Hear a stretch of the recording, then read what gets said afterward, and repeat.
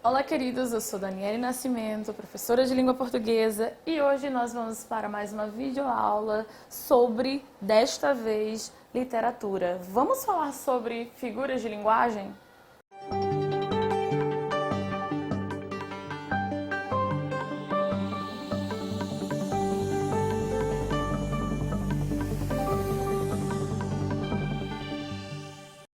Primeiro, para estudar figuras de linguagem, nós devemos saber a definição desse assunto.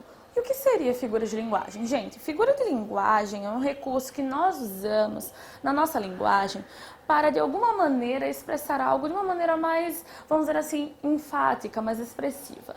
Normalmente se estuda a figura de linguagem como se fosse um recurso apenas da literatura, que os grandes escritores usariam para dar mais beleza aos seus textos. Mas essa concepção é um tanto errada. Nós utilizamos figuras de linguagem na nossa linguagem o tempo todo, ok? Vamos falar sobre algumas? Vejam só, nós temos alguns tipos de figuras de linguagem. As figuras de som, aquelas que vão explorar o enunciado no nível sonoro, certo? Na pronúncia, tá? Nós temos as figuras de pensamento, aquelas que vão tratar da mudança, da ideia, vamos dizer assim, tá? Ou que trazem como ênfase a ideia de algo, que pode ser a ideia de oposição, a ideia de gradação, tá? As figuras de construção, que são essas figuras de construção, elas são muito específicas, elas vão tratar do nível sintático. Então, normalmente, uma figura de construção, ela vai brincar com a construção da frase, do enunciado, tá certo? A figura de construção é aquela que vai mexer com a ordem dos termos da oração, por exemplo, é aquela que vai mexer um pouquinho com a concordância verbal, tá? E nós temos também as figuras de palavra. As figuras de palavra são aquelas que normalmente nós mudamos uma palavra para expressar algo, nós usamos uma palavra aproximada para expressar algo. Exemplo de figura de palavra é metáfora, metonímia, enfim. Aqui eu selecionei para trazer para vocês algumas figuras de linguagem. Eu não procurei classificá-las pelos tipos, mas pelas ocorrências. Então, nós vamos falar de figuras de linguagem que ocorrem bastante na literatura e na nossa linguagem. Vamos à primeira delas? Olha só, a primeira figura de linguagem que eu trouxe para vocês é a sinestesia. Quem está estudando literatura em casa ou no colégio, para qualquer finalidade, sabe que a sinestesia ela é uma figura muito comum a uma escola literária brasileira, que é o simbolismo, aquela escola literária lá de Cruz e Souza, que traz poemas um tanto transcendentais, tá certo? Quando eu digo transcendentais, são aqueles que falam da alma, do corpo, alguns um tanto fúnebres, místicos, tá certo? A sinestesia ela vai estar muito presente nesses poemas simbolistas. A sinestesia, ela consiste em quê, Daniele? Olha só, a sinestesia ela é uma figura de palavra e ela consiste na mescla de sensações dos órgãos dos sentidos. Explicando, normalmente a sinestesia acontece quando nós trocamos os sentidos.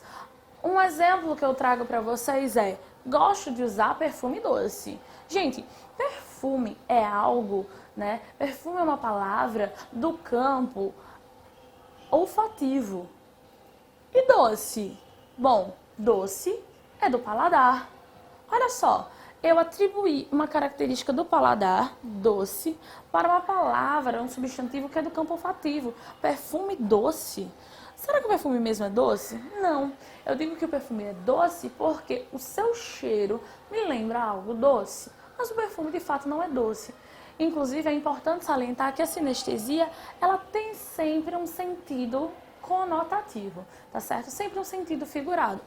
Gosto de usar perfume doce. Literalmente, o perfume não é doce. Eu digo que ela é doce porque eu acho que o cheiro lembra algo doce. E o que faz nesse enunciado nós termos sinestesia? É porque eu atribuí um adjetivo de um órgão do sentido, do paladar, a um substantivo de outro órgão do sentido, nesse caso do olfato. O exemplo de baixo. Ana tem uma voz macia. Voz é algo que eu ouço, é da audição. E macio, eu só posso dizer que algo é macio se eu toco, certo? Macio é um adjetivo do tato. Aqui, nós também trocamos, mesclamos os órgãos dos sentidos. Eu atribuí um adjetivo do tato a um substantivo, ó, da audição, tá certo? Sinestesia também. Olha só, a próxima. A luz crua da madrugada invadia meu quarto. Onde é que tá a sinestesia aqui, ó? Luz crua, tá, ó. Luz é do campo da visão. Eu vejo a luz. E cru? Cru é do campo do paladar. Será que eu comi essa luz para saber se ela é crua? Não, tá? Talvez essa luz me pareça algo cru e por isso atribuir tal adjetivo. Mas luz crua é sinestesia. Por quê? Ó, eu tenho um substantivo da visão e a ele está atribuído um adjetivo, tá? Ó, do paladar. Vamos à nossa próxima figura de linguagem? Olha só, a próxima figura de linguagem é uma figura aqui de construção. Como assim uma figura de construção? Ela se manifesta no campo sintático, vocês vão ver isso, né? Ela vai interferir, vamos dizer assim, na oração, na construção estilística da oração. Olha só, o polissíndeto, ele consiste na repetição de conectivos. Normalmente esses conectivos, eles são aditivos. Quais são os conectivos aditivos? O i, tá? Então, a repetição do i configura um polissíndeto. O nem é um conectivo aditivo negativo, tá? Nem significa e não, é essa junção, tá? Ó, normalmente esses conectivos do polissíndeto, eles são aditivos. E o polissíndeto, ele consiste exatamente na repetição. Ó, polissíndeto. Síndeto quer dizer conectivo, poli quer dizer muitos, polissíndeto são muitos conectivos, tá? Em outro vídeo, em outras aulas, nós vamos falar do assíndeto. O assíndeto é a negação dos conectivos. Mas olha só, polissíndeto consiste na repetição de conectivos, geralmente aditivos, ligando termos da oração ou elementos do período. E aí eu vou ao exemplo do Lulu Santos. As ondas vão e vêm, e vão, e são, como o tempo. Ó, se vocês perceberem, nós temos uma repetição do conectivo. Ó, o conectivo i aqui, ó, conectivo aditivo, inclusive, tá? Quer dizer que quando você está lá conversando com alguém, numa conversa bem despreocupada gramaticalmente, e você diz assim, olha, e eu fiz isso, e eu fiz aquilo, e eu fiz aquilo outro, quer dizer que você está fazendo polissíndeto? Está. Toda vez que você, na sua fala, começa a repetir esse i, você está fazendo um polissíndeto, tá? Outro exemplo de polissíndeto, ó.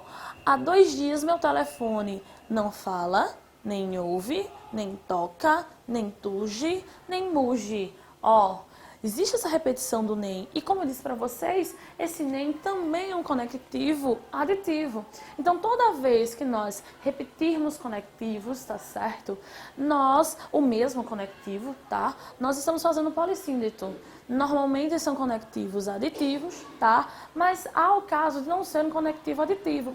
Quando, por exemplo, alguém repete muito mas eu fiz isso, mas eu fiz aquilo, mas eu fiz aquilo outro. Isso também é um polissíndeto.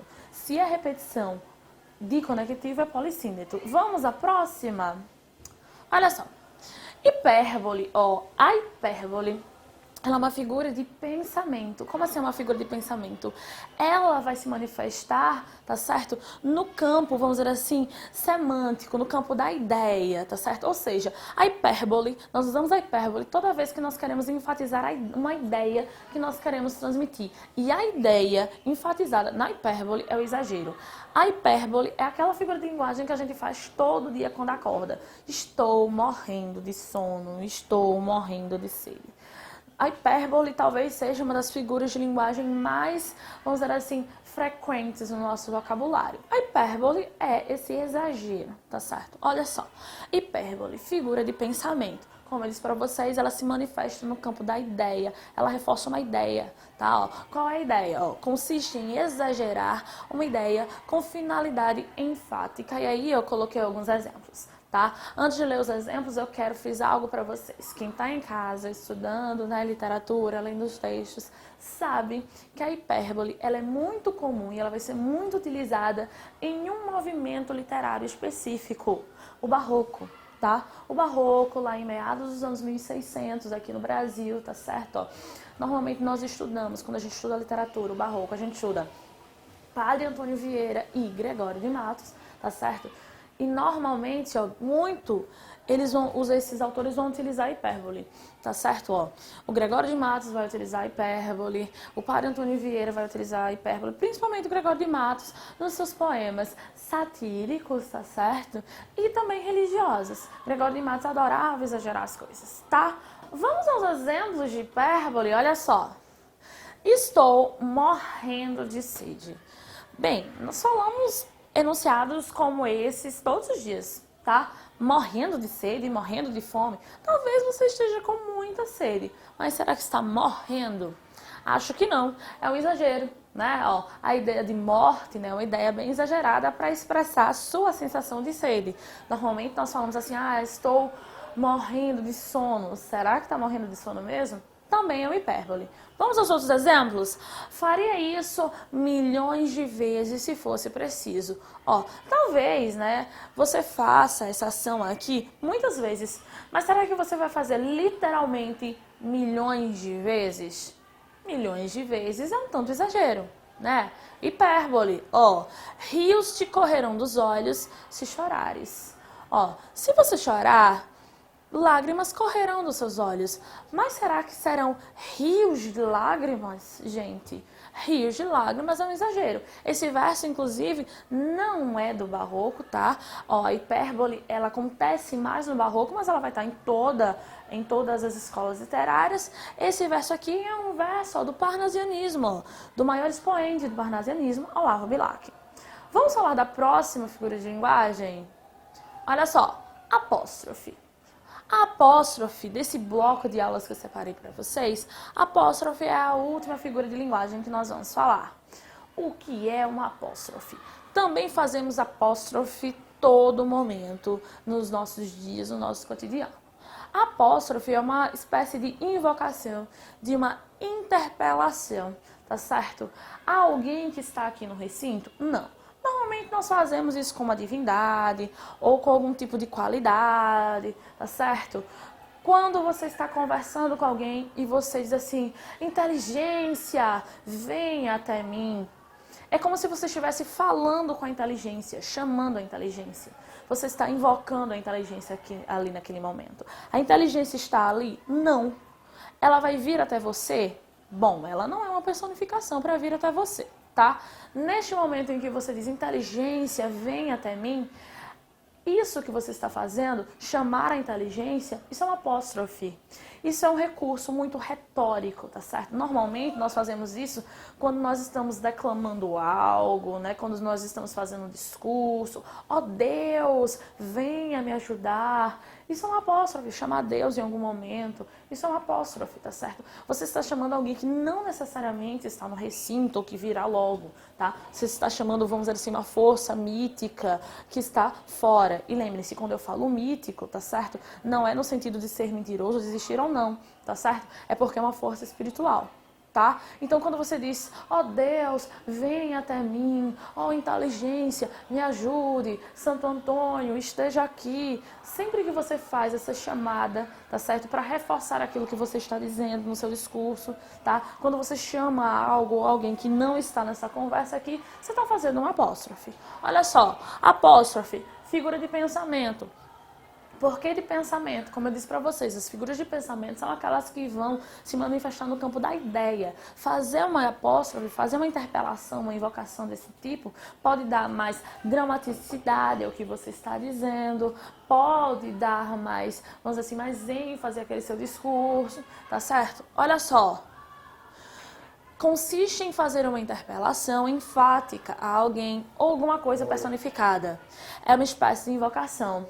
Liberdade, liberdade, abra as asas sobre nós, das lutas na tempestade, daqui ouçamos tua voz. Ó, aqui, ó, o eu lírico está chamando a liberdade, está invocando a liberdade. Liberdade, vem até mim, tá certo? É assim que a apóstrofe vai se manifestar na literatura e nos eventos cotidianos. Falamos sobre a sinestesia, a troca de sentidos e órgãos dos sentidos. Quando eu falo assim, ó, adoro perfume doce, perfume, olfato, doce, paladar. Nós falamos sobre o polissíndrito, a repetição de conectivos dentro de uma oração. Nós falamos sobre a hipérbole, o exagero que nós cometemos muitas vezes na nossa linguagem, quando eu falo assim, ó, chorei rios de lágrimas por aquele homem. Será que foi rios de lágrimas que eu chorei ou foi um pouquinho que eu chorei por ele? Nós também falamos, por último, sobre a apóstrofe, aquela invocação que nós fazemos no nosso discurso, na nossa fala, está muito presente na literatura, que serve para enfatizar, por exemplo, uma fala nossa em público. A apóstrofe é uma figura de linguagem muito retórica. E aí, vamos estudar mais figuras de linguagem nas próximas aulas? Queridos, vocês podem ver esse vídeo e outros vídeos, outras aulas, outros comentários no website do colégio, tá certo? colégiointerativo.com.br.